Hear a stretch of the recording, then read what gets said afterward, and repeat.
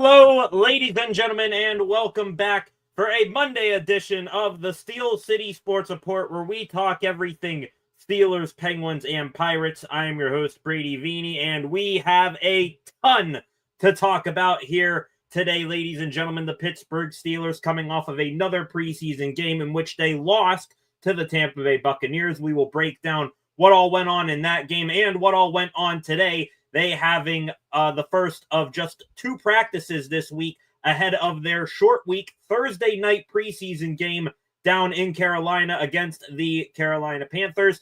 We will also talk about a possible addition soon to be made for the Pittsburgh Steelers, a revisiting, or should I say a second visit for a free agent wide receiver, who that is and what they could bring to the Steelers offense. We will discuss a little bit later on.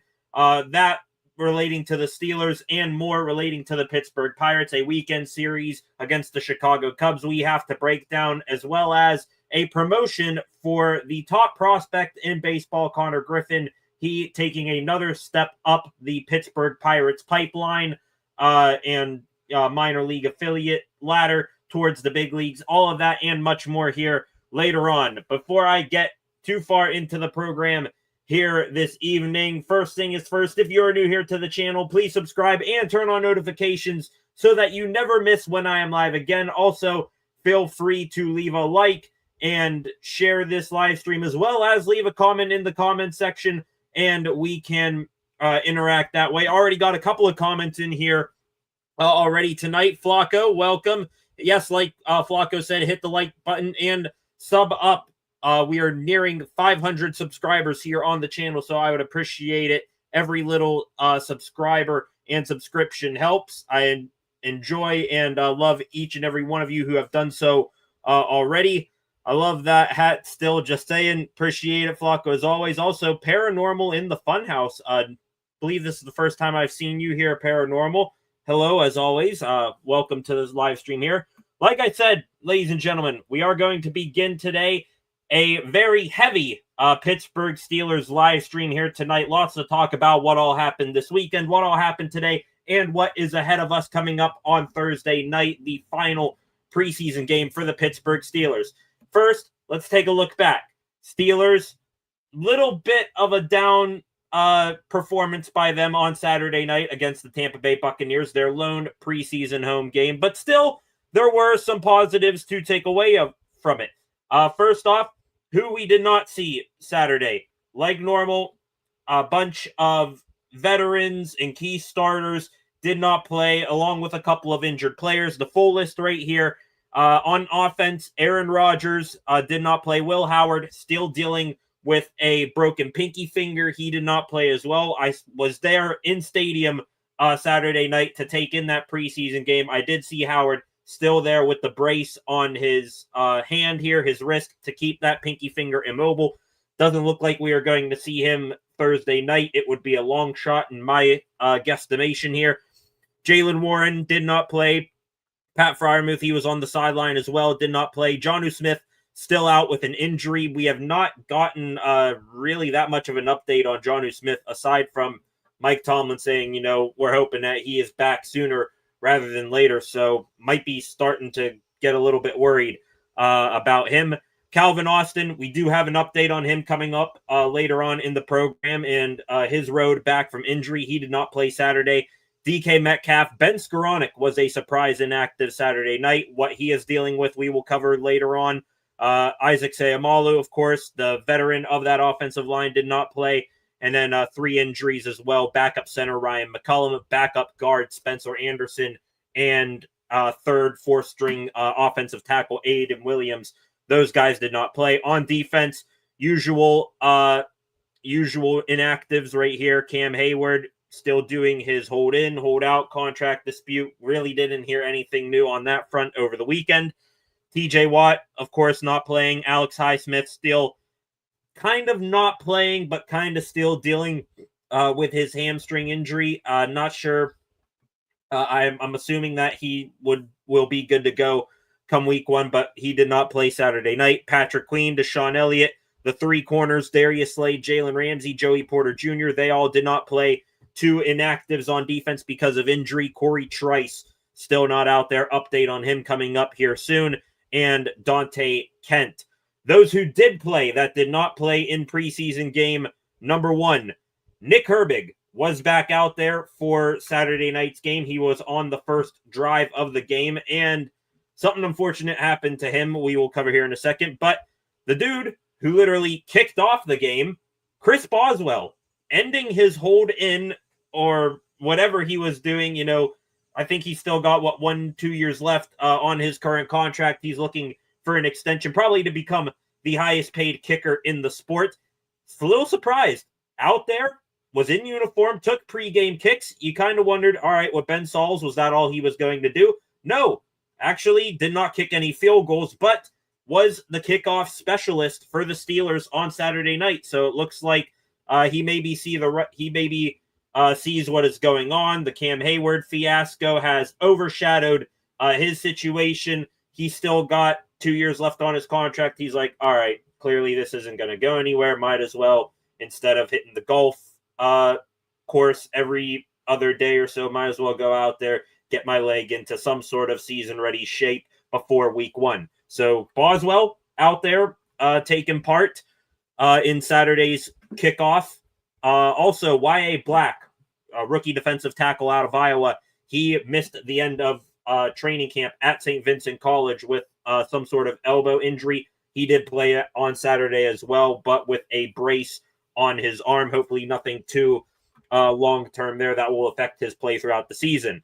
To begin the game for the Steelers Saturday night, positive drive for the Steelers defense. I was careful there in saying first-team defense because a lot of starters were, on the sidelines. But for the starters who were there to begin the game, for a couple firsts and a few second stringers, they did all right. Juan Thornhill, excellent tackle. Darryl Porter Jr., who took over the number 39 from Minkah Fitzpatrick, he lived up to at least the hard-hitting portion of that number. Absolutely sent Jalen McMillan, wide receiver for the Buccaneers, end over end. He landed on his neck. It was a hell of a hit, and it was a scary sight there in stadium. Took a little bit for McMillan to get off the field. Thankfully, from what I've seen out there today and yesterday, he is all good. Avoided serious injury. Good to see there. Where the bad news came in on that opening defensive drive for the Steelers, Nick Herbig ruled out with a hamstring injury. And it's the same old song and dance. I mean, I'm happy that we at least got to, I would have not batted an eye if Herbig did not play Saturday, if he would have just sat out with TJ and Highsmith and all those guys. But if he goes in there, cool. We get to see Nick Herbig here, who would be a starter on any other team, get out there for a couple snaps. But just 3 snaps and he gets a hamstring injury. An absolute damnation, one of many, on the strength and conditioning staff for the Steelers. I have no idea how, after last year, when soft tissue injuries galore plagued the Steelers, including you put your starting quarterback, Russell Wilson, on a blocking sled and he pulls something in his calf, that right there should have gotten the entirety of the strength and conditioning staff fired on the spot. So no idea why they're back this year. They're already dealing with the same injuries they had last year. Alex Highsmith, Corey Trice, Calvin Austin. I can go on and on and on if I could remember every single guy who got injured in training camp up until this point. Now Nick Herbig, he only plays 3 snaps. He goes down with a hamstring injury. That absolutely sucks to see. Thankfully, though, Mike Tomlin post-game said that Herbig appeared to be okay. Might have just been a precautionary thing that they pulled him out there. But please, let's avoid going through this stuff. Can we figure it out here, Steelers strength and conditioning staff? What the hell is going on? What are you doing, or what are these players doing that is causing similar injuries to occur over and over and over again to these players? Please, for the love of God, before the season starts and before real consequences come with these games, figure it the hell out. All right, moving on here. Steelers offense in Saturday's preseason game. They had their first offensive drive of the game. Ended pretty badly. Mason Rudolph looking for Roman Wilson, which Wilson, hell of a game on his end. I believe he finished the game with 2 receptions for 72 yards. Both were big gainers. One a crosser across the field. If he got hit earlier in that route, he could still be running as I'm talking right now. But Rudolph looked for Roman Wilson on the opening drive. I was pretty much from where I was sitting lined up with where Mason was throwing that ball.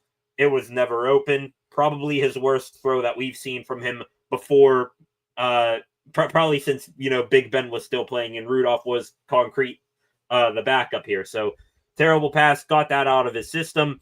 That unfortunately ended up in 7 points for the Buccaneers. Peyton Wilson was covering Bucky Irvin out of the backfield, running back for the Tampa Bay Buccaneers. Teddy Bridgewater, good game by him, dropped one in a bucket to Bucky Irving in the end zone. Peyton Wilson, the self-proclaimed best coverage linebacker in the world, not so.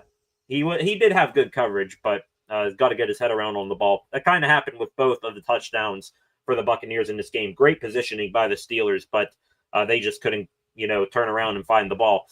After that, Steelers offensive drive, they ended up punting the ball. Christian Kuntz, long snapper for the Steelers, got injured on a tackle there. He went to the Blue Medical tent holding his pec from what I saw, and then he was out the rest of the game. Logan Lee, defensive tackle, filled in as the long snapper and did an okay job except for one extra point attempt here. But more on Christian Kuntz, by the way, here in a minute.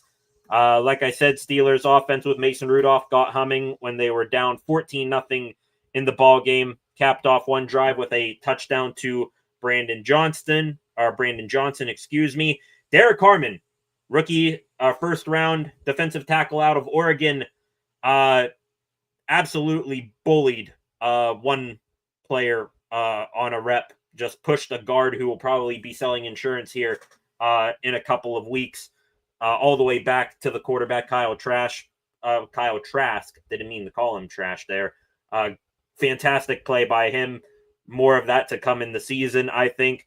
Caleb Johnson, another Steelers rookie, third-round pick out of Iowa. He mostly playing with, second and third stringers. I'm sure a couple of fourth stringers. He did all right for a bounce-back performance. Looked pretty bad in Jacksonville. Showed some of that vision and cutback ability in this one. Loved what I saw from him. Steelers ended up going into half down 14-7. During halftime, congratulations, Zach Frazier. He was awarded the Joe Green Great Performance Award for Steelers Rookie of the Year. Congratulations to him. After that, saw a couple of good things from the Steelers in the second half. It was mainly the Skylar Thompson and Logan Woodside show. Special teams, they made a splash, recovered a fumble on a punt. Absolute brain gaff by Tez Johnson for the Tampa Bay Buccaneers. Good job by Danny Smith and his crew there. Steelers ended up tying the game on a Trey Sermon run, and they also got another fumble recovery after Renegade was played. Go check out the video that I posted to YouTube, the first Renegade of the season there for preseason. Still, Renegade hits like whatever substance you want to say here, even in the preseason. Fantastic atmosphere there. Game ultimately ended. Logan Woodside, terrible pick. Chase McLaughlin, kicker for the Buccaneers, hits a 42-yard field goal when the clock hits 000. 17-14 was the final score Saturday night in the Steelers preseason game. Not too shocked by the outcome for many reasons, some of which were hit by Mike Tomlin in his post-game press conference. There's a final score chart there from the Steelers. Tomlin, pretty much the only good things coming from the game, like I said, and like you see on the banner there, Steelers, they show less, but still positive signs. Wasn't as good as their first preseason game against the Jags. Derek Harmon and Caleb Johnson took home game balls on both sides of the ball. Like I said, Harmon bullying whatever guard he was going against all the way to the quarterback. Caleb Johnson, 11 carries for 50 yards, had a long of 14. Baby steps for him. Glad to see that he is coming along. However, Tomlin, self-inflicted wounds, determined the outcome of the game. Like I posted in real time at the game on Saturday, cleanliness, communication, and execution, all three things that the Steelers struggled to do all night long. On the injury front, offensive tackle Gareth Warren went out with a concussion. I have not heard anything on him. Tomlin said that Nick Herbig seems to be okay. And Christian Kuntz left the game with a chest. Tomlin, in the post-game presser, hinted that the initial diagnosis on Christian Kuntz, which, hey, long snapper, probably the least important position on the team, but it is still important. I mean, I don't have to go back too far into Steelers' past here. We remember the opening game of the season, 3 years ago, when the Bengals lost their long snapper, and it ended up costing them the game. Minkah Fitzpatrick blocked an extra point attempt. But anyway, that takes us into today. Christian Kuntz seemed to be okay. Now today, we got more information on him. Like I said, Steelers, ahead of their Thursday night preseason game, their preseason finale, they practiced today, and they'll practice again tomorrow.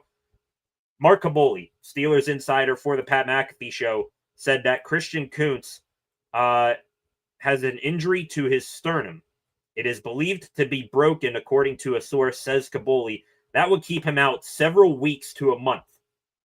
That kind of, fits the billing of, what I saw in stadium Saturday night. However, Kuntz was at practice today. He was in a jersey, and he was in his locker room as if it was just a normal day. Had no visible wrap or cast or any sort of other situation going on with his chest. And Mike Tomlin again today in his press conference reiterated that Kuntz's injury is short-term, not long-term. So we have no idea, honestly, what is going on with Christian Kuntz. Again, long snapper, in not saying it's a not important position, but it's way down there. We have no idea what's going to be going on with who I think, honestly, is a very underrated part of this team. Locker room glue guy, pretty consistent with his job. Also, he has a linebacking background, so he's not a liability out there when he has to run down and make a tackle on the field. We'll see where things go from there. A couple other injury updates from today at Steelers practice. Corey Trice, we mentioned him and how he did not play Saturday night, did not play in Jacksonville either. He was out there working a little bit on his hamstring today. And from defensive coordinator Terrell Austin, they still think highly of him. Where he fits in on this team, it is getting harder and harder to see just because, unfortunately, he cannot stay healthy. That is exactly what Austin said today. Terrell Austin, Steelers DC. He's an NFL corner. That guy can play in this league. There's no doubt about it. He just has to be available. What do we say here in Pittsburgh? What does Tomlin like to say? The best ability is availability. And the proof, walking, living, breathing proof is Corey Trice right there. I'm trying to think. If he's not good to go week one, that might open up the door for, you're somebody to make this roster. I'm trying to think. You got your three corners, just strictly corners here. Coming out of preseason game or heading into the first preseason game before we saw any of these guys on the field, I would have thought, okay, Slay, Porter, Ramsey, that makes three. Eccles and maybe James Pierre for special teamers. And then however, many safeties you want. Does Beanie Bishop have a spot on this team if you add Corey Trice to that as well? Now, Trice dealing with injury. One man's misfortune is another man's opportunity. So looks like Beanie Bishop will be making this team, and not just because Trice got injured, because he has absolutely balled out in these two preseason games. Couple other injury updates here. Ben Skowronek was a surprise inactive Saturday. He is dealing with a toe injury, according to Arthur Smith. I like to think he is going to be that fifth or sixth wide receiver that makes the team. Trying to do some wide receiver depth charting in my head here. I think he'll make it for special teams reasons. Don't think that will be serious. Moving from one wide receiver to another here, Calvin Austin, he too was in a helmet and jersey out there on the practice field today doing some light jogging from what I saw. He also gave some punt practice returning there. So looks like he could be trending back. He did say that it is very frustrating not being able to practice fully. Austin was also asked, Calvin Austin, this is whatever the medical staff and Coach T say, I'm going to follow that. That was his answer when asked if he will be ready week 1. So those are some injury updates from the Steelers. Also, one last one here, Ryan McCullum. He is trending towards playing on Thursday, for the final preseason game. So the Steelers will get their backup center back. Before I continue on here, 10 of you in here right now. Welcome to the stream. Enjoy having your company here on this beautiful Monday evening. Let's go back to the comments here. Flacco, Roman looked decent for the second time ever. Yeah, do not want to anoint him yet because we, as Steelers fans, we should know preseason, take everything with a massive grain of salt. Do not believe what you see fully until you see it in real-time games. Wilson, I take more stock in his preseason performances because he actually did it against NFL corners. It's not like, excuse me here, we saw Roman Wilson go out there against guys who are going to be future bartenders and insurance salesmen of America here. No, he went up against, who was it? Tyson Campbell, who's going to be a starting corner for the Jags last weekend. And this weekend, went up against Jamel Dean and Zion McCullum. And he got open, way open on one, and blew past DBs on another one. I'm going to put a little bit of money in some of Roman Wilson's stock here. It seems like ever since that depth chart, the initial depth chart came out, which, by the way, hasn't changed. Roman Wilson is still wide receiver 5, according to the paper here. It seems like ever since then, and ever since Aaron Rodgers said he's a talented kid, he's just got to get out of his own head, we have seen a different Roman Wilson who has had a rocket strapped to his back, going balls to the wall out there on a day in, day out basis. Doesn't matter if it's practice or a game. So I am buying Roman Wilson stock right now, Flacco. I agree there. What will he develop into? Still to be determined, but it's a good start after missing all of last year pretty much. Feel like they skip leg days for workouts. Probably a good guess because I have no idea what the hell this strength and conditioning staff is doing. It's confusing the hell out of me how we're still seeing the same things and they haven't had the idea of, hey, maybe we should change a little bit of what we're doing here because the same injuries are occurring at a frighteningly, fast pace here.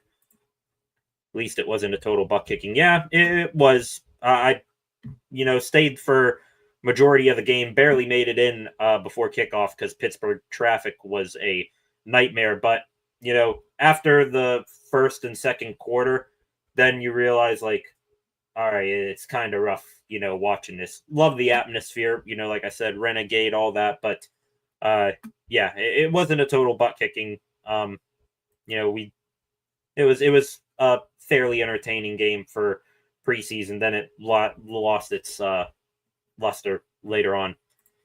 Minka shouted out the Steeler fans. Yeah, he did down there.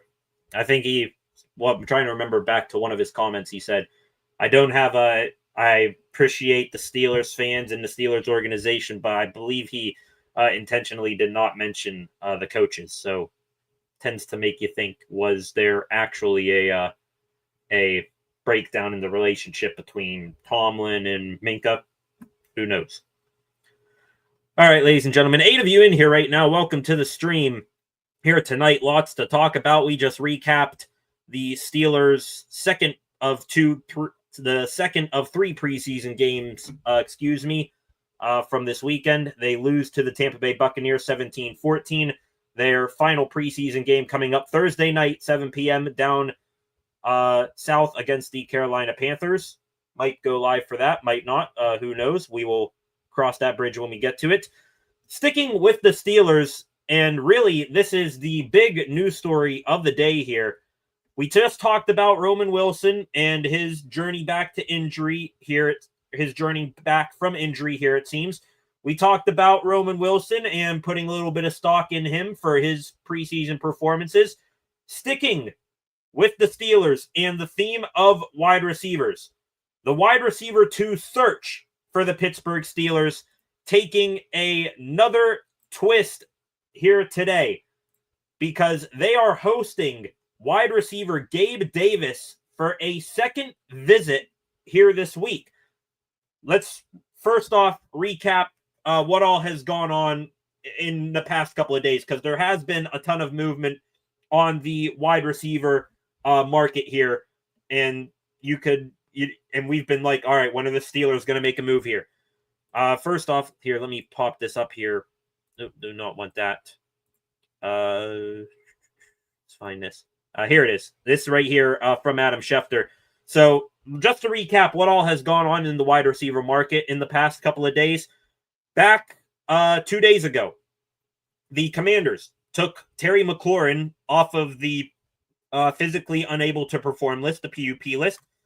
Nothing contract negotiated related there, but it is progression towards him at least playing for the Commanders this year. He, according to Ian Rappaport on the Pat McAfee show today, by the way, wanting $33 million, according to Rap Sheet, just like DK Metcalf. He's a little bit older than Metcalf, but they're from the same draft class. So McLaurin wanting DK Metcalf money, that pretty much takes the Steelers out of that market. Also, the Eagles, they get stronger. The Houston Texans, they are one of about 3 or 4 teams that have a pretty decent surplus of wide receivers that are going to either get cut or traded here within the next week or so. The Texans sent wide receiver John Mechie III, who the Steelers have been linked to in the past in trade talks, to the Eagles for a 6th-round pick in exchange for a tight end and a 5th-round pick. So when that happened yesterday, we wondered, what the hell? Why didn't the Steelers make this kind of move? You would have, it wouldn't have been the most blockbuster move, but still, though, it would have been a nice, savvy move. That seems like an Omar Khan trade there. Probably shipping off a player who wasn't going to make your team and getting a pick swap done in the deal. Sounds like a Steelers trade that unfortunately went to another team in Pennsylvania, not the one here in Western Pennsylvania. And the final movement on the wide receiver market, this came this morning. The Atlanta Falcons released wide receiver DJ Chark. I know that in a weak free agent wide receiver class, I thought, hey, maybe he could be a low-end wide receiver 2 target for the Steelers, but he went to Atlanta. Now he's back on the market. So there was a ton of movement. And then the Steelers today are inviting Gabe Davis back to Pittsburgh for a visit tomorrow. As you see there and read there from Adam Schefter, former Jaguars and Bills wide receiver Gabe Davis is flying back to Pittsburgh today and is scheduled to visit with the Steelers on Tuesday for a second time this offseason. Steelers continue seeking wide receiver help. Just a little bit of background. We've talked about this before on Gabe Davis. 26 years old, so still fairly young for wide receiver age. However, dealing with injuries has been his problem. Started his career in Buffalo, 4 seasons there, put up decent numbers. His best year in Buffalo 3 years ago, 836 yards, 7 touchdowns. That was with Josh Allen. Then last year, he gets injured, had just 2 touchdowns and 240 receiving yards. So he's coming off of a pretty bad season there. But you got to wonder, maybe it was just Jacksonville. I mean, we said the same thing with Aaron Rodgers. It was the Jets. They figure out a way to lose. The Jags, they are, even though they've kind of reshaped down there, they're pretty bad. They released Gabe Davis during the offseason. Last time he visited with the Steelers was on June 5th, so we are over a month since that visit. Actually, well over 2 months now since that visit 183 receptions for nearly 3,000 yards and 29 touchdowns in his career. I wonder what happened the last time he visited with Pittsburgh. Usually when guys visit buildings, if they walk out of the building and a deal isn't announced, 9 times out of 10, they are not going to be back. I wonder what has changed since then. Gabe Davis, I think he got a failed injury designation by the Jags and a couple other teams. I wouldn't be surprised if the Steelers did the same thing. However, video out there, Gabe Davis looking pretty healthy, running some, individual drills. Maybe the Steelers could have seen that, had a change of heart. That video, by the way, came out just 2 weeks ago. So I wonder what changed. This could mean a couple of things. Could Robert Woods or Brandon Johnson, two guys who there's been a little bit of rumblings that they could be dark horses to make the 53-man roster, could they have fallen out of contention? And the Steelers now have a clear-cut opening, like, hey, we want to take 6 wide receivers into the season, but we only have 5 that we feel really comfortable about. Could Gabe Davis fill that spot? Probably. Could that mean something for Calvin Austin or Ben Skoranek in their injuries? Again, Austin, after pretty much 2 weeks missing in action, and Ben Skoranek not playing on Saturday, which if he was healthy, he would have damn surely played. Could those injuries be serious enough to where they missed the start of the season? Could Davis fill those roles? Who knows? And, could he be not a replacement, but a fallback in case DK Metcalf goes down? Reason why I say that, we remember last year, George Pickens and the Steelers offense, when Pickens was in and playing, Steelers offense did quite all right.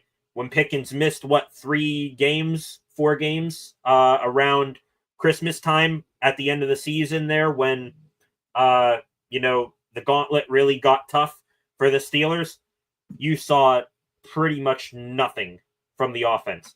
Similar situation this year with DK Metcalf. He is a literal giant among that wide receiver room.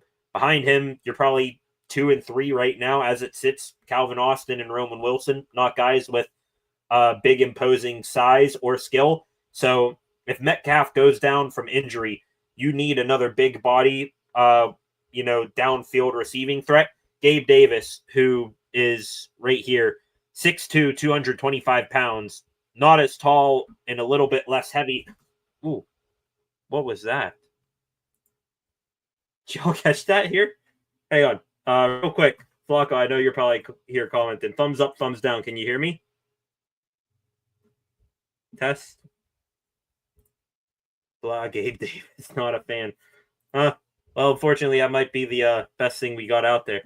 Okay, anybody, y'all still hear me there? Do you see me jump? I might get an instant replay of that if I don't know how.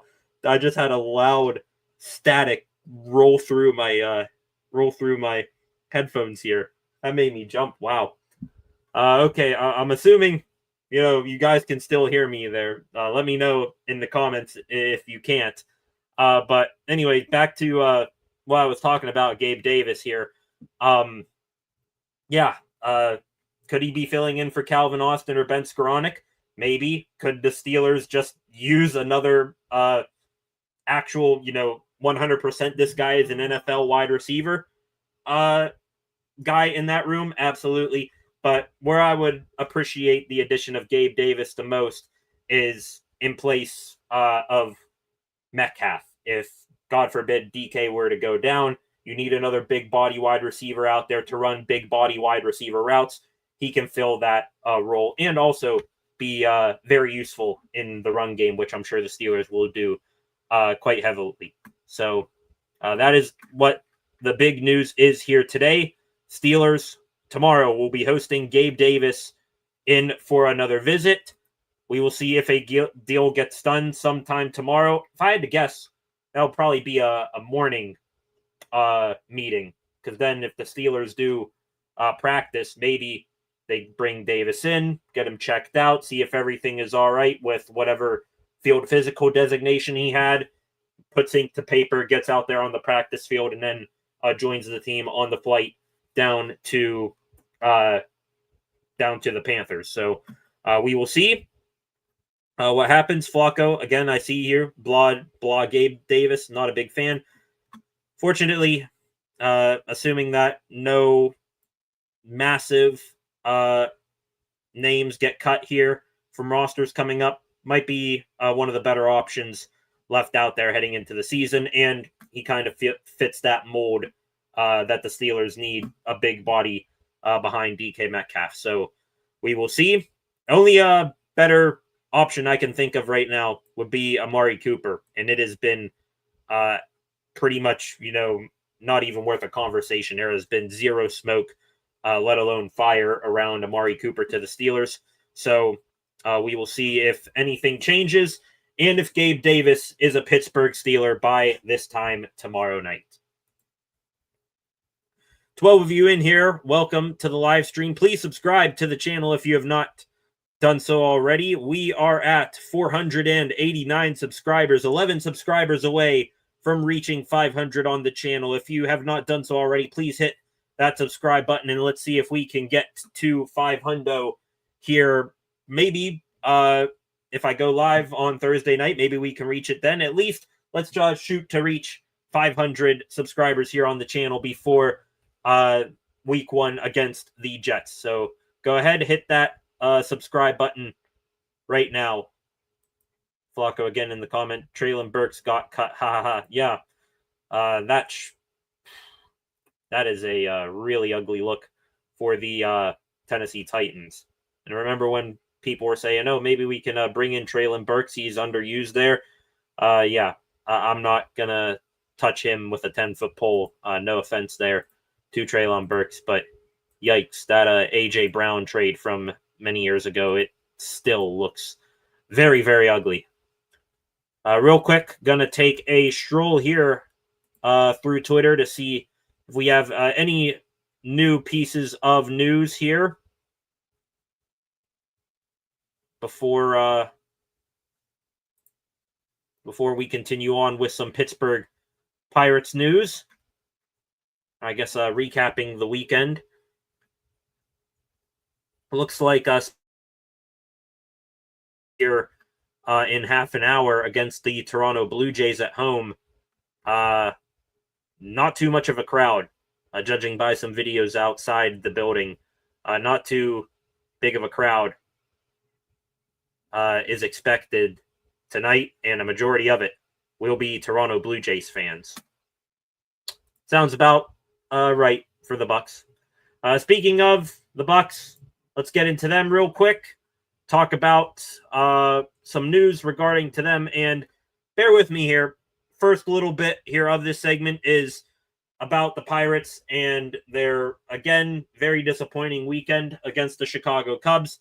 But after that, ugliness off the field again with this team. PR losses, public relations, losing interest and support with the fans, assuming that there was a little bit there to begin with. All of that coming up here in a minute. First, this weekend, 3-game set against the Chicago Cubs in Wrigley. Braxton Ashcraft starting on Friday night.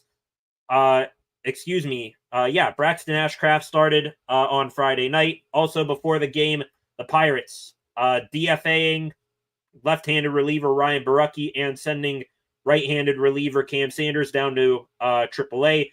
Evan Sisk, who they acquired at the trade deadline for Bailey Falter in an absolutely mind-numbing, headache-inducing trade. He came up with Colin Holderman is back in the big leagues. I'm sure all of us are pleased to see and hear Colin Holderman getting a 5th, 6th, 7th, I don't even know how many times it is now, shot in the big leagues over what the Pirates should really be doing in giving younger talent a shot. So those guys are back up. By the way, I mean, no disrespect here to Evan Sisk, but they did him and David Bednar dirty. Evan Sisk wearing 51 for the Bucs. after the Pirates make another terrible trade, shipping off the hometown kid and a fan-beloved player in David Bednar. They just gave his number away to a 4A reliever who has 6 big league appearances. I thought that was very odd there, and BS that they just handed away David Bednar's number like that. On to the game itself, which was really hard to play through for the players, if I had to say so. The Chicago Air and Water Show was taking place not too far from Wrigley Field, and you had fighter jets going supersonic speed over the stadium. Fans, players, they were like, holy hell, this is crazy. Why is this happening mid-game? Anyway, Friday, Braxton Ashcraft starts a strong start for him. Went 5 innings, gave up just 1 run and 3 hits. Solid quality start for him. Andrew McCutchen and the Pirates got out to a 1-0 lead. Kutch with, I believe, his 13th double of the season. Brought home Nick Gonzalez. Pete Crow Armstrong, he tied the game with a single to right. That scored a run. Isaiah Kiner-Falefa got the Bucs back the lead before the Cubs yet again tied it. And then Jack Sawinski, the hometown kid, going back to near his hometown in Chicago. Every once in a while, a blind cat will find a mouse. That is what Sawinski did, hitting a 8th inning home run to make it 3-2. Bucs ended up winning Friday 3-2. On the Saturday, another hot start, picking up where they left off with the long ball. Tommy Pham, a 428-foot home run line drive to left field out of Wrigley Field. That got the Bucs on the board. Unfortunately, the Cubs tied it, and then late in the ball game, off of Evan Sisk, who I just mentioned, they had an 8-inning rally of themselves, won that game 3-1. On the Sunday, Chicago got out to a 1-0 lead. Spencer Horwitz, an RBI double to tie the game. Cubs took the lead again 2-1, and then Joey Bart, a 2 RBI double, made it 3-2. After that, Cubs tied it again. Another sac fly made it 4-3, and the Cubs, they take 2 games out of the 3-game series, winning yesterday 4-3. And as if it's not bad enough, I've been here all summer long here. We've been talking about the Pirates, and yeah, they lost another series again. Who really cares? Season is over. What is really more newsworthy with this team is just how they are not just so bad on the diamond, how bad and inept and downright moronic they are off the field. They, again, PR nightmares 101. Let's start Friday and work our way up to today here of what all has gone on off the field. First off, I believe this was Thursday or Friday, the Pirates at the trade deadline, like we said, traded David Bednar to the New York Yankees. The headline prospect in this deal, and arguably the best player that they got back, period, at the deadline this year, was prospect catcher Rafael Flores. Flores, coming from the Yankees to the Pirates system, said that the Pirates, and I quote here, the Yankees minor league system focuses on pure player development, while the Pirates value team success more in the minor leagues.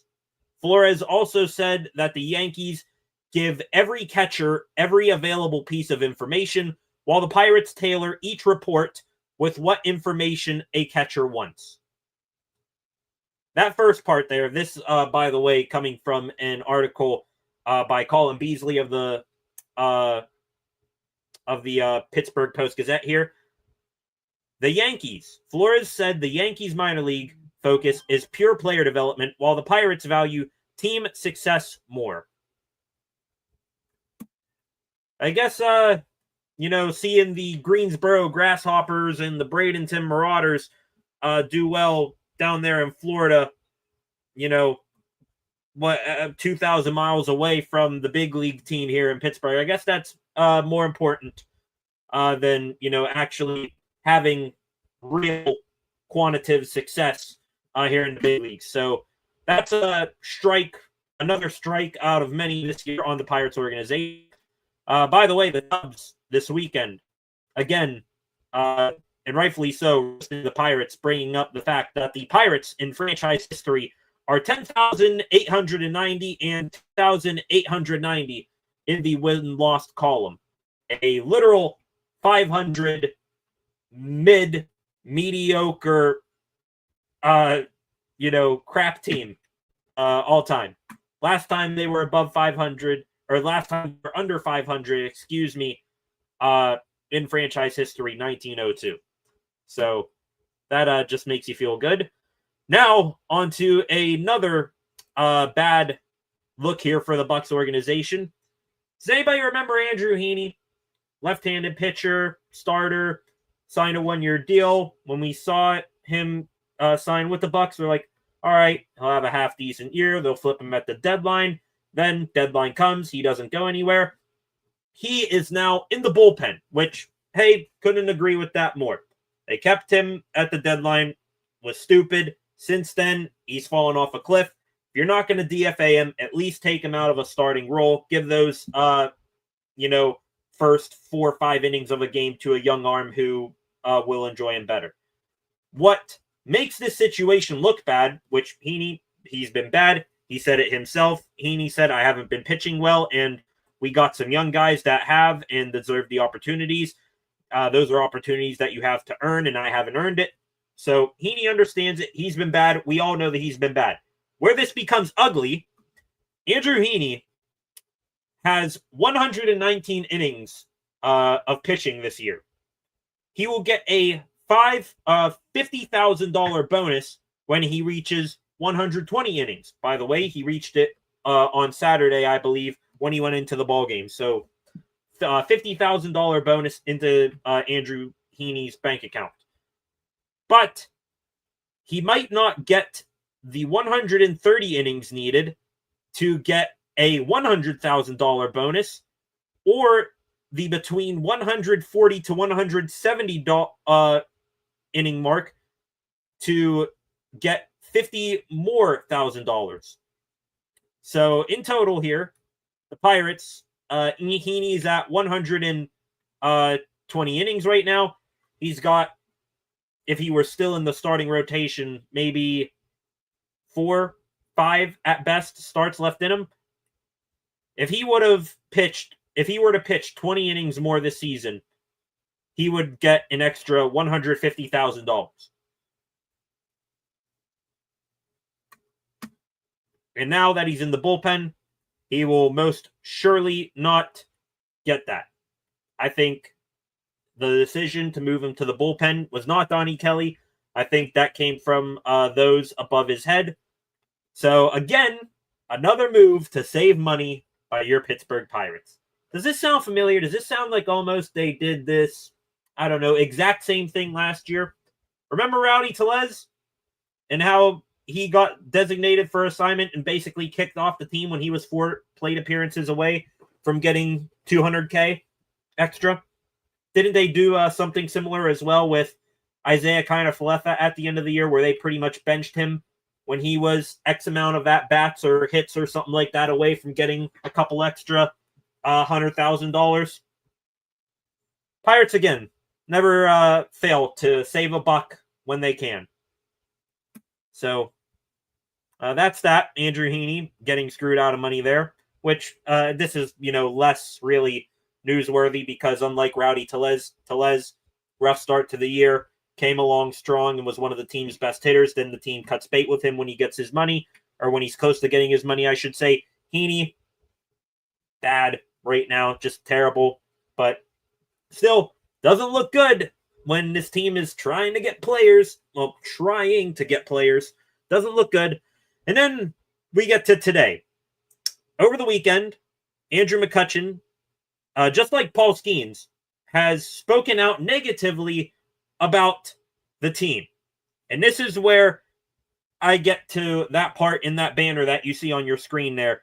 The Pirates could have lost more than just games this year. They are losing Andrew McCutchen as well.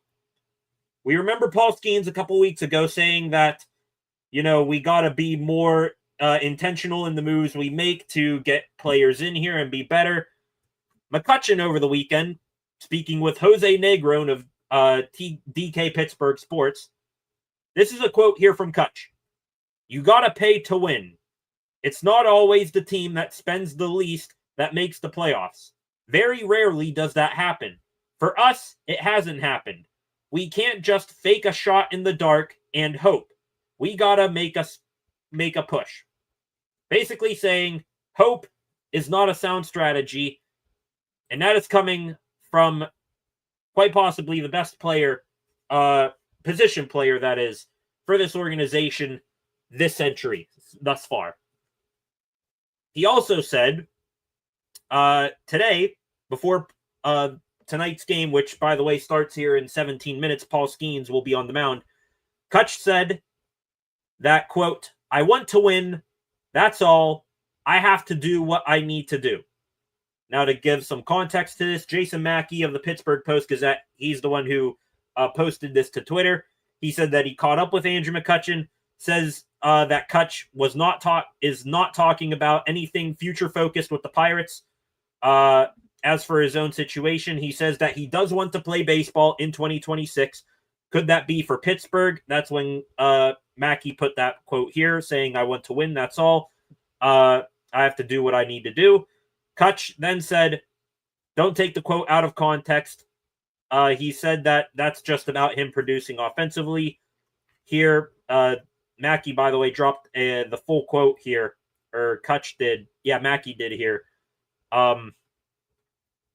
Yeah, you said some stuff in Chicago. Kutch said, "I'm not talking about that." Okay, how do you guys improve and get back to competing in 2026? Kutch, you're going to have to ask the GM on that. I have no idea. I'm just here to play baseball. I don't know what we need.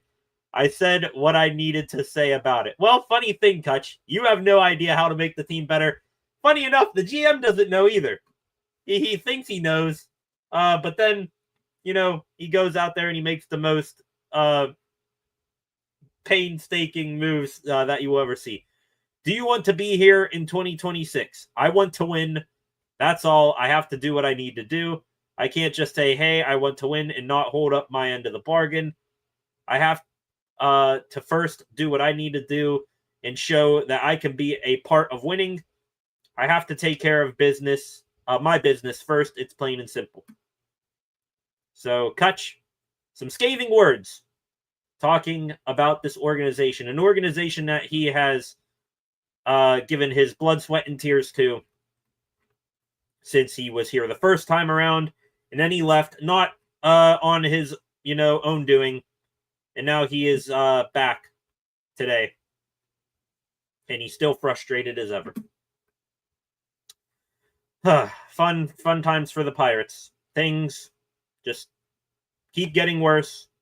They do not get better. We have no reason to believe that they will get better. Everybody's angry. Fans are angry. Players are angry, especially Andrew McCutchen and Paul Skeens, who are the two leaders of this team. There's been even more bad news off the field this year related to this team. Bucko Bricks, Clemente sign. By the way, happy heavenly birthday to Roberto Clemente. He was born on this day in Pirates history. Kutch is angry. Skeens is angry. Going back to just more stuff that, kicks the Pirates and Pirate fans while they're down this weekend. Brining Hayes, another home run with the Cincinnati Reds. Probably ties his home run total that he had with the Pirates this year since the trade deadline. Quinn Priester, who Brining Hayes, oddly enough, hit that home run off over the weekend. He is doing fantastic up there in Milwaukee, an 11-2 record, 100 strikeouts. And the Reds, by the way, they today, or I guess over the weekend, designated outfielder Jake Fraley for assignment. And Jake Fraley has a higher WRC plus, which is some sort of a baseball statistic that I'm not going to go too in deep here on. Jake Fraley, who the Cincinnati Reds just designated for assignment, has a higher WRC plus than every single Pirates player that has accumulated a single plate appearance this season. Bravo, Ben Cherington. Bravo. You have the best pitcher in Pirates history and in the major leagues today on your roster right now. You have the best prospect, consensus prospect in baseball in your organization right now. More on him here in a minute. That's actually really the only good news about the Bucs right now. And this team is still easily bottom of the division. Not even close to competing now, or it feels like in the future. And not a single player that Ben Cherington has brought in really over his tenure here as Pirates GM has been better overall than a guy that the Cincinnati Reds, a division rival of yours, DFA'd over the weekend. Last thing here on the Pirates in this segment, just to finish up talking about Ben Cherington. This right here, a quote from the Pittsburgh Post-Gazette. Shout out Jim Rosati for bringing this up. This is a quote from Bob Nutting back when the Bucs fired Neil Huntington in 2019. A real frustration point for me last year was that we had too many players who performed at one level here and a higher level with another club. They were coached differently, they got different information, and they performed at a higher level. Glad to see that not a single thing that Bob Nutting mentioned there has changed with this new GM in 6 years that he's been on the job here. Whatever. Question of the day is, the Pirates, with the best pitcher and the best prospect in the sport, do you have any hope of them to win in the near future? The answer is no, from us Pirates fans. And it's easy and emphatic no. Anyways, like I said, not that really any of us care here. The Pirates about to begin a 3-game series with the Toronto Blue Jays tonight at PNC Park. Spencer Horwitz, Tommy Pham, Brian Reynolds, Nick Gonzalez, Andrew McCutchen, Jared Triolo, Alexander Canario, Henry Davis, Isaiah Kiner-Falefa is the lineup. Paul Skeens on the mound. I'm being quite honest here when I say that I do not see a single person 1 through 9 in that lineup that I am confident will be on this team 3 years from now. And that is a damn shame. A shame on Ben Cherington, a shame on Bob Nutting, and a shame on baseball that I sit here and say that with a straight face. Even Paul Skeens included, not just the players. I don't see a single person in that lineup or on the mound tonight that will be on this team or a part of this organization in 3 years' time. Skeens tonight, Mitch Keller tomorrow night, 6:40, and then a TBA Wednesday afternoon, 12:35. Could that be Bubba Chandler? Probably not. Instead, they'll give that to Carmen Majinski or call up Thomas Harrington again. Who the hell knows? That's another thing that makes me mad as well. Bubba Chandler, who was looking ready to go and ready to come up here to the big leagues and dominate well over a month ago, still down there in AAA and sputtering. I'll give him, give them that benefit of the doubt. He hasn't been his best in his past handful of starts, but I like to think that that is just him being burned out of being held down in AAA. All right, ladies and gentlemen, more Pittsburgh sports news coming up here in a matter of moments. Do want to remind you just one more time here before we carry on. If you are new here to the channel, please subscribe and turn on notifications so that you never miss when I am live again. 500 subscribers away, or 11 subscribers away, from 500. So hit that subscribe button so we can get there. Also, leave a like, share, and comment on this live stream right now. Also, This will be the first time I mentioned this tonight. Go check out the Steel City Sports Report on the following social media platforms: Facebook, Instagram, and X at Steel City SR. And come back later tonight, SCSR 60, new 60-second or less news video for seeing how it's a Monday, the news that has happened over the weekend. So come back later on tonight for that. All right, ladies and gentlemen, we are going to get into the more Pittsburgh sports news segment here of the program. I'm going to try to run through this as quick as I possibly can before first pitch goes down here between the Bucs and Blue Jays. Sticking with the Pirates here for a couple of stories. The Pirates, going back to Friday, I think were ranked the number 6th farm system in all of baseball by MLB Pipeline. They are now ranked the number 2 farm system in all of baseball by Baseball America. Really, between MLB Pipeline and Baseball America, those are the top 2 publications to keep track of when it comes to prospect rankings and all that. So Pirates, Baseball America, the number 2 farm system in baseball, number 6 in MLB Pipeline. Really, I guess it's all right for 6 years of work. You would like to see better for the major league team, though, for having such a good pipeline. However, the number 1 prospect in all of baseball, consensus across MLB Pipeline and Baseball America, Connor Griffin, who last night, ladies and gentlemen, Noah Hiles of the Pittsburgh Post-Gazette, the first to report this, is being promoted to Double-A Altoona, and I could not be more excited. Why? Because he is now just 2 calls away from the big leagues, and also, selfishly speaking here, probably about half an hour away from where I reside, so may or may not, before the minor league baseball season ends, sneak over to the Altoona Curve and see Connor Griffin in action before the season is over. But Griffin, according to Noah Hiles, going up to Double-A Altoona. I assume he will be in the lineup here, if not tonight, maybe tomorrow. Just 2 steps away from the big leagues. Griffin in 51 games at the high A level with the Greensboro Grasshoppers, which you see him in uniform with right there, a 942 OPS. That is a angelic sight for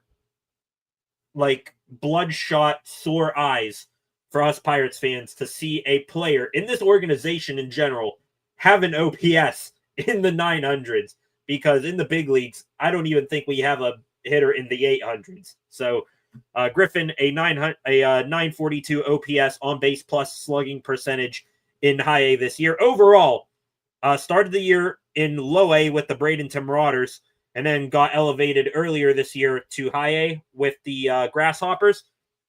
Overall, in the A-ball level, 101 games played, just over 400 at-bats, a 332 batting average, a 942 OPS, 16 home runs, 21 doubles, 72 RBIs, 59 stolen bases.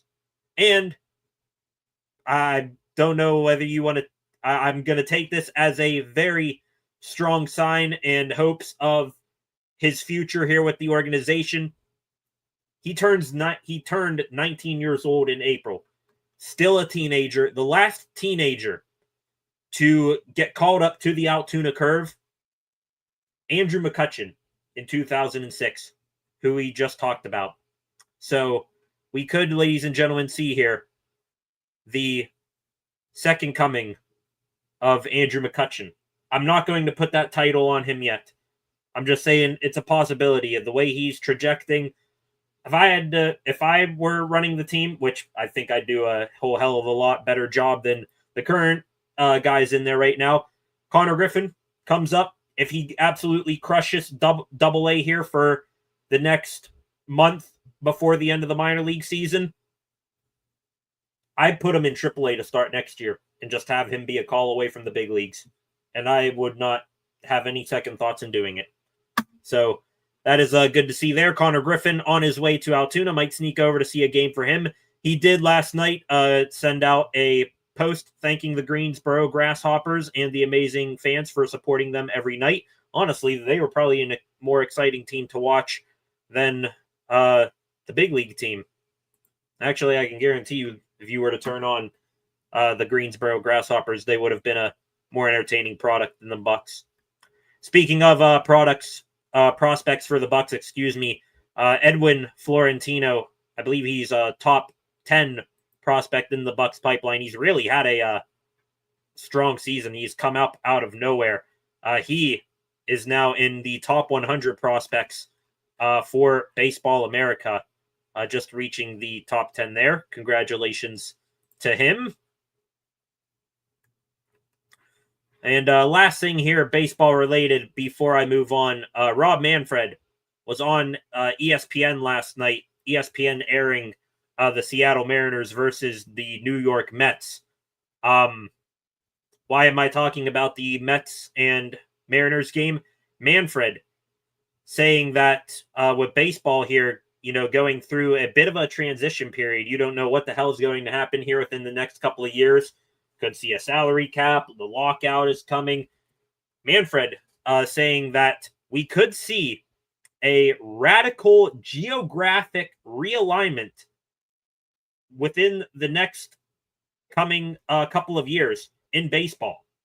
So there could be brand new divisions coming to baseball here soon, to where I don't even know, what would happen with the Bucs here. They could go any which way here. Let me go here, see if I can pull up a map here. Right here. Yeah.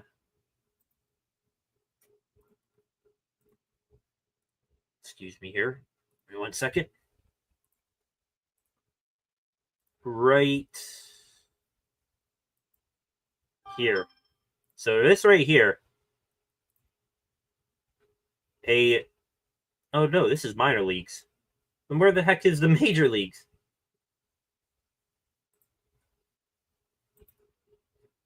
There we go. Now I got it.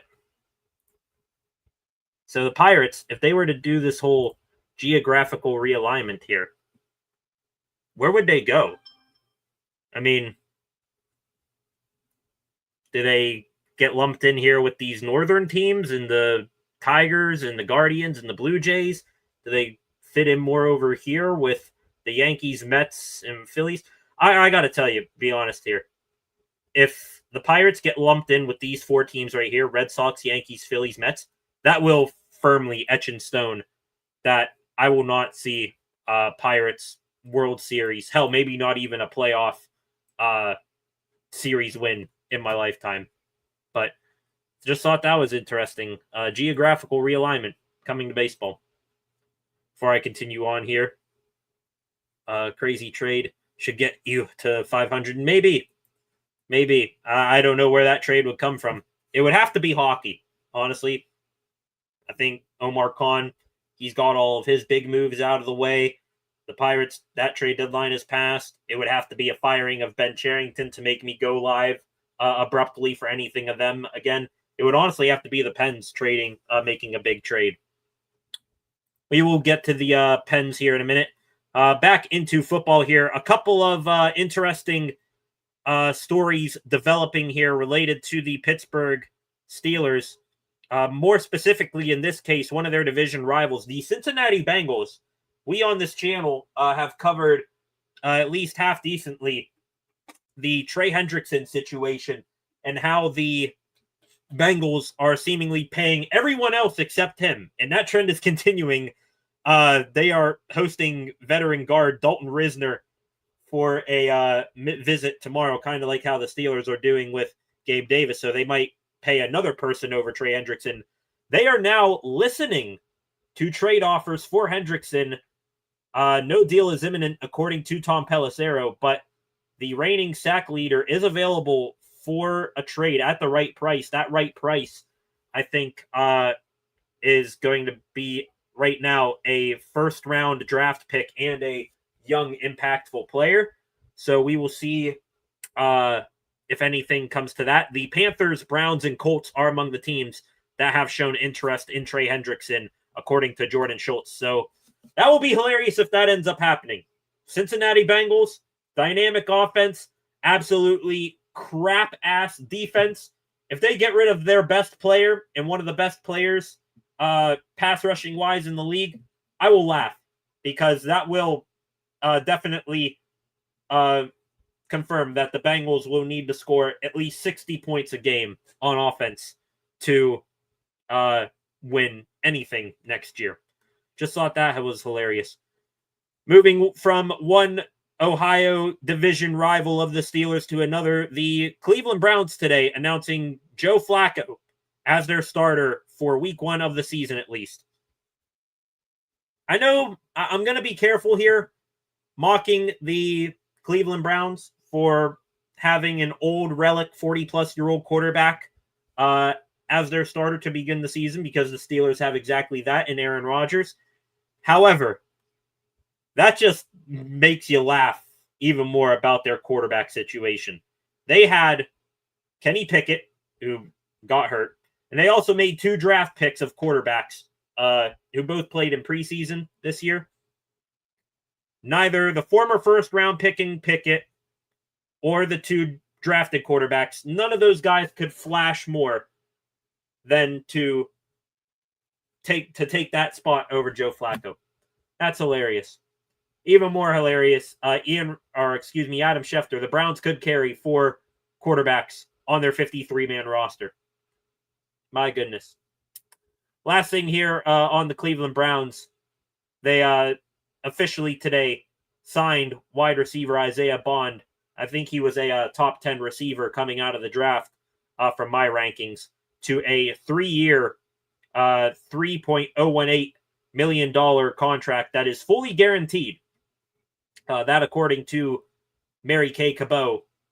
Bond went undrafted after being accused of sexual assault in April. A grand jury non-billed the case last week, and now Bonds is in Cleveland.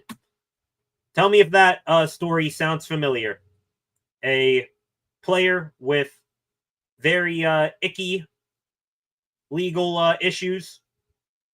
The Browns signed them to a fully guaranteed contract.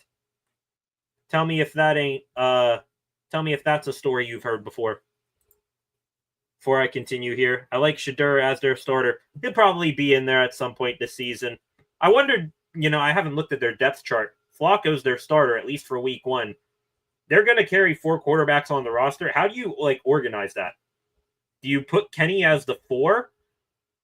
You put Shedeur as the 2 over a guy who got picked ahead of him in Gabriel? That is a whole mess there, and that's why, I mock them for having a 40-year-old quarterback when we have that exact same thing, but they don't know what the hell they're doing. It's the literal football definition of let's throw everything against the wall and see what sticks. Unfortunately, it doesn't look like much is sticking right now. So we'll see. Some extra Steelers news stories here. Saw this on Friday. Was not live Friday, but I did have it in my SCSR60 video. I will re-emphasize it here. Darius Slay and Jalen Ramsey, they are going to bat for Cam Hayward in his ongoing hold-in, looking for a pay raise from the Steelers. Slay and Ramsey, who they, in my opinion, should be careful with their words. They literally just got here to the team, and they should not be the right message here, I'm sure, from teammates of Cam, but coming from the wrong people here.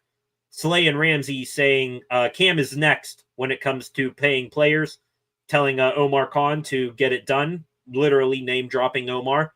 Darius Slay saying, tell them to stop playing right now. So, yeah, Jalen Ramsey, Darius Slay going to bat for their teammate. Right message, but wrong messenger coming from guys who literally just joined the team and just got paid. How about we pump the brakes here? You're, 4 months here. Or, 2 months here in Pittsburgh. Let's pump the brakes here. Speaking of Jalen Ramsey, former Steeler corner Steven Nelson, he is not a fan of Jalen Ramsey joining the Steelers, or at least Ramsey still being viewed as a top guy in the league. when Mike Tomlin announced last week that Ramsey will get all of the top opposing receivers from opposing teams to begin the season. Steven Nelson on Instagram retweeted or put on his story, "Easy money, take the over on whatever wide receiver he guards. Let's go." Huh. Interesting seeing how Steven Nelson's time in Pittsburgh, it was easy money to take the over on whatever wide receiver he was guarding. I will say, I think Ramsey isn't going to be as good as he once was, but hey, just like the Toby Keith song, he might be good once as he ever was. So I'm not going to, throw him completely under the bus quite yet on wide receivers he goes against. From what I heard and from what little we heard out of the joint practice between the Steelers and Buccaneers on Thursday, was not a good start, Ramsey against Evans, but we'll see here. Sounds like Steven Nelson is jumping the gun a little bit too much there, but maybe he just has some sort of gripe with Ramsey in general. Who knows? Moving from one new Steeler, Jalen Ramsey, to another here, Jonnu Smith. According to Jeremy Fowler of ESPN, he spoke on Friday about what the Steelers are going to be doing offensively with their tight ends.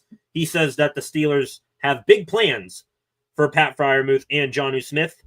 He said, "When I visited the Steelers training camp and talked to people over there over the last few weeks, it is obvious they are going to use Pat Freiermuth and Jonnu Smith a ton. One player told me, hey, we might even be 3rd and 8, 3rd and 10, and we'll roll out 12 personnel. That's how comfortable Aaron Rodgers and Arthur Smith have become with those tight ends." Honestly, agreed. Do not doubt whatsoever that we will see, we might even see 13 personnel on a 3rd and long medium situation this upcoming season. If you got, mismatched tight ends, I think Jonnu Smith, he's pretty much a big wide receiver out there. So it'll read 12 personnel on the sheet, but that could be something that could be used to the Steelers' advantage.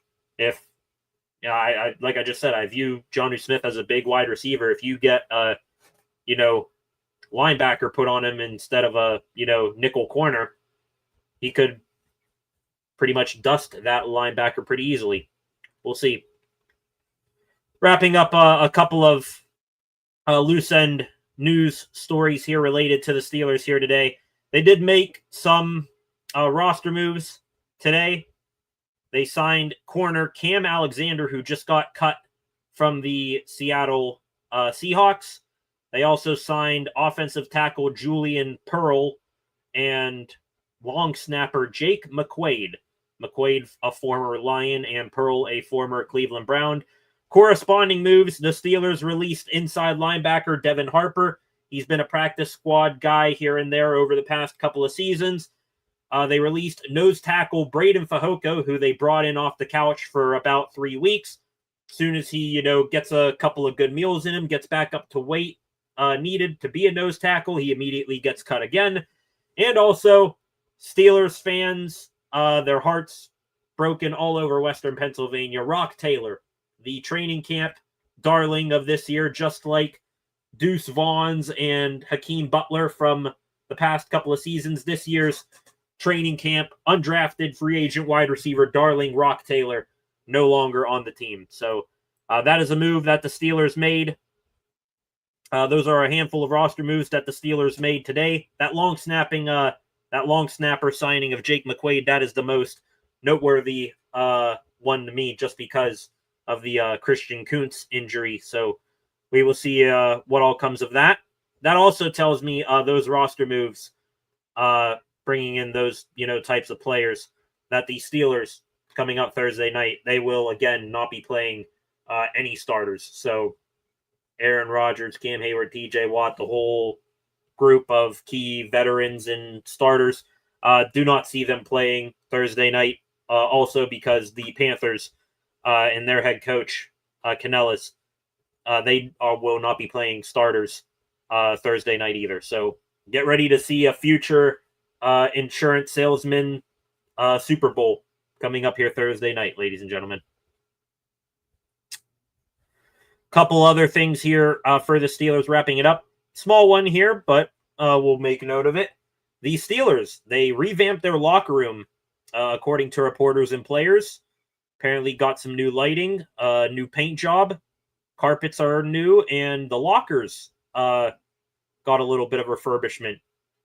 Kind of maybe a little bit of a morale booster there for the Steelers. They have had one of the worst, if not the worst, graded locker rooms, according to their literal own players, in postseason polls for quite some time now. So maybe they're finally listening, putting a little bit money into things that will make players' lives a little bit easier.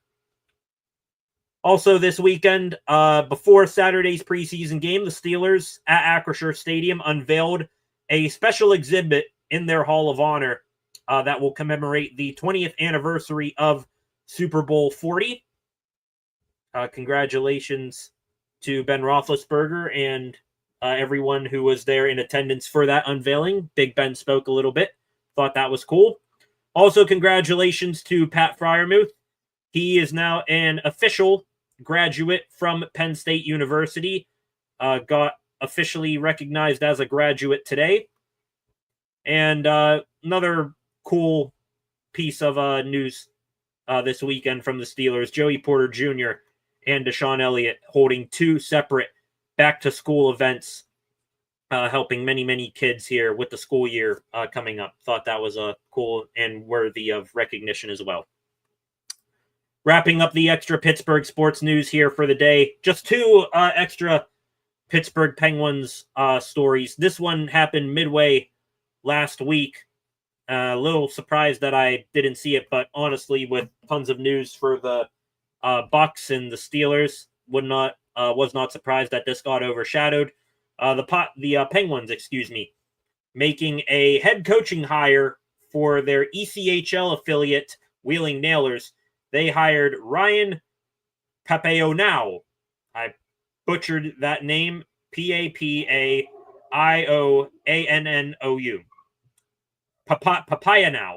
Papaionou.